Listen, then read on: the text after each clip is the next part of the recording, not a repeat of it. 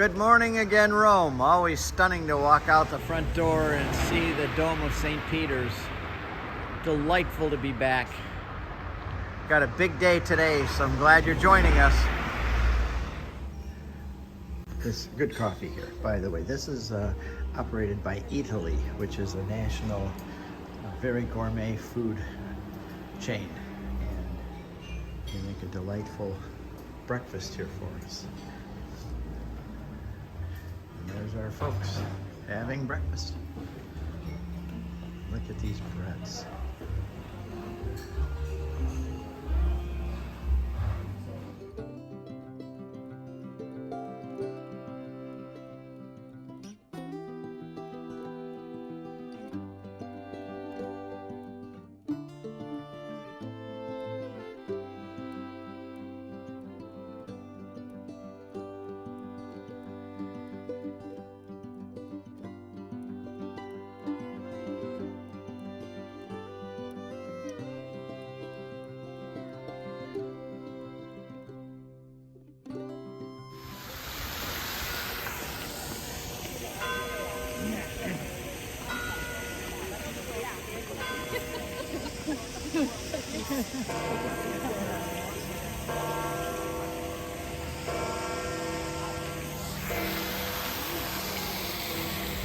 Walking along the Vatican walls on our way to the museum.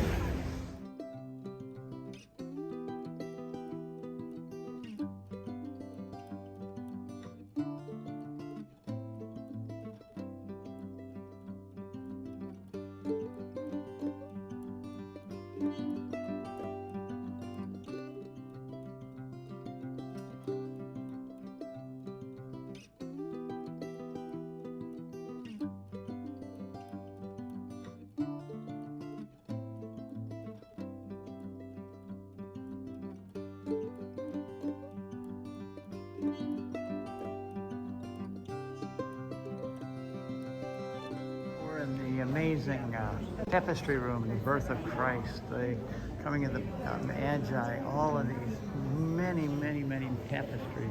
Beautiful. And that, you know, the tapestry.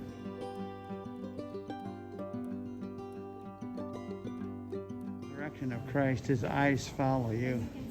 As you walk along, no matter where you are, his eyes follow us.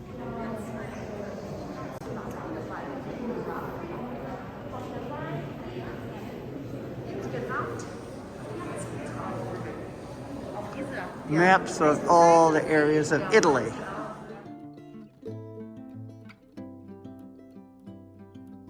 Columbus leaving for the New World. And there's Neptune, the god of the sea.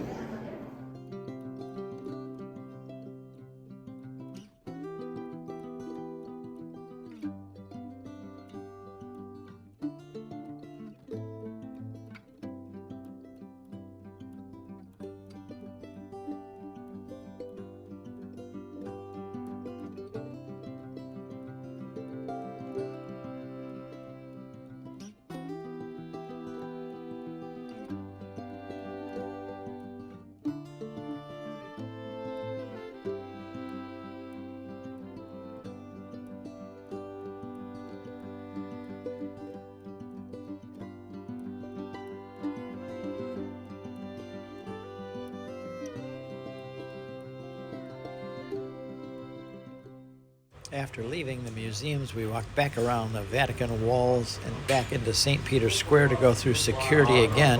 Here we are going through security and past the Swiss Guard so that we could enter again into St. Peter's for our tour with Liz Love.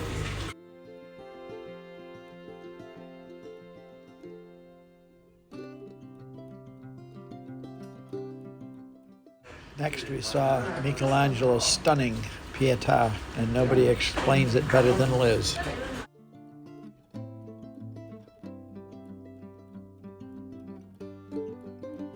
Donated to the church in order to build this incredible effect of the dome floating above the body of the church.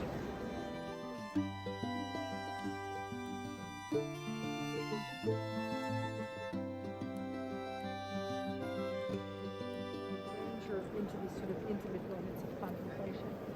As we're looking at before This marks the place where St. Peter was crucified upside down, right in that altar.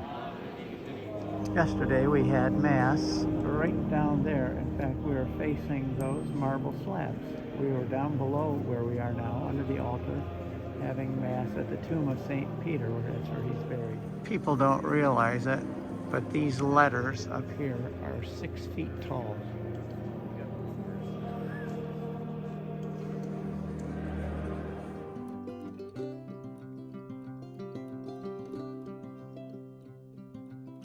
Ambrose, Athanasius, Chrysostom, and Augustine.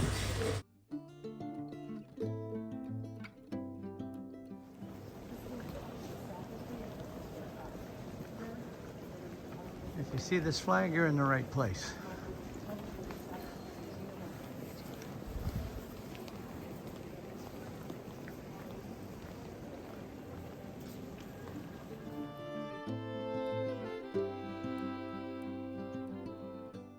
Janet and I with Liz and her husband, Thomas Williams. side of the river, and it's interesting to realize that when Caligula chose to build his horse racing circus here, he was building literally on the opposite side of the river from the Roman Forum, from where Romans lived. So this was not really a viable area for people to be living, and so part of the Imperial Palace. On the right, originally, this was the area where the dock workers lived. And so you had the haves on the left, the have-nots on the right, and the space you see in the middle became the area where they worked out their social tensions. As you come down this side, look over to the left into that gully. That was the Circus Maximus. The Circus Maximus was the first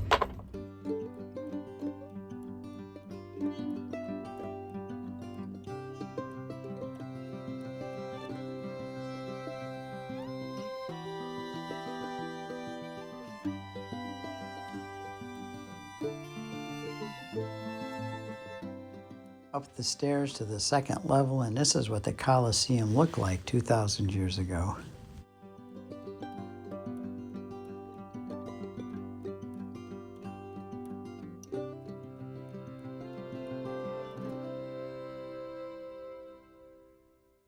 So here you get a view of the Colosseum, too big to get a picture of. And it is packed with people. You would not believe the people here.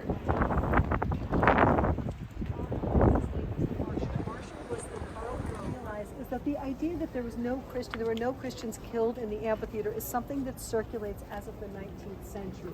You have to bear in mind that there is a tension. I talked to some of you about this in the Vatican museums today. There's a tension between the Enlightenment and Christian history. That comes to a head when in the 19th century you have the Grand Tourists. I don't know if you read Edith Wharton or Henry James or any of these authors. That went from no Christian specifically died in here to no Christian ever died in here. And that's a very ridiculous kind of statement if you think about it. You all know the story of, there's no way you can spend time with Steve and not know the story of Ignatius of Antioch, but he was good enough to document his whole trip from Antioch here, where he was totally pumped that he was going to be thrown to the lions. Let me ask you a question. He's showing up here, what is it? Is it 107? 107, 106. Okay, so this building is 27 years old. It's set up to throw people in the lions. Where do you think they're putting Ignatius of Antioch? Oh, we don't know. Scritch. It becomes a point where this is...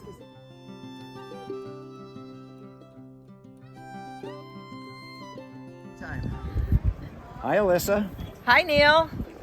Wishing you both the very best from the Colosseum in Rome. We're here with Steve and Janet Ray having a wonderful time. And a wonderful guide, Liz, Lev. And we miss you and we love you.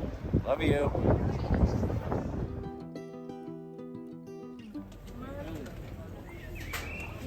Put away in the bag where you need it. The old Roman road. At Titus's Arch, I always go to Colossians chapter 2, verse 15, and explain how Paul is using the events in Rome to explain our spiritual battle with Satan and the enemy, and how Jesus crushed them and led them in a victory procession.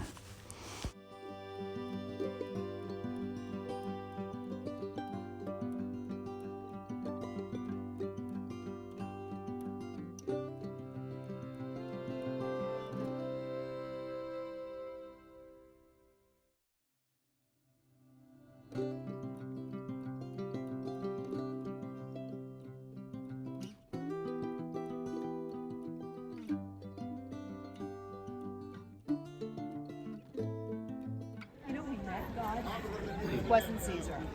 Boom. That collision that was set underway in Augustus was beginning this whole concept of the citizen and the state. The Christians come in and they collide with it, full-on, head-on collision. After a great tour of the Roman Forum, we had Mass in the Roman Forum at the Church of Cosmos and Damian.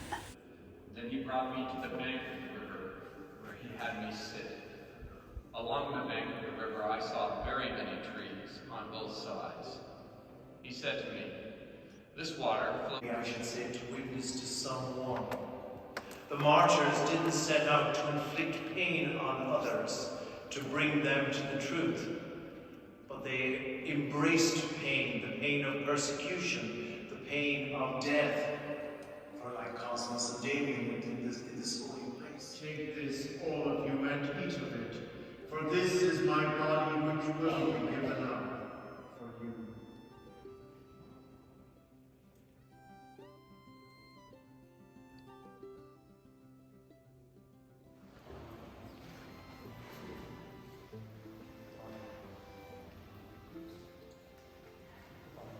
Well, we're all free for the rest of the day. We're heading back to the bus right past the Coliseum.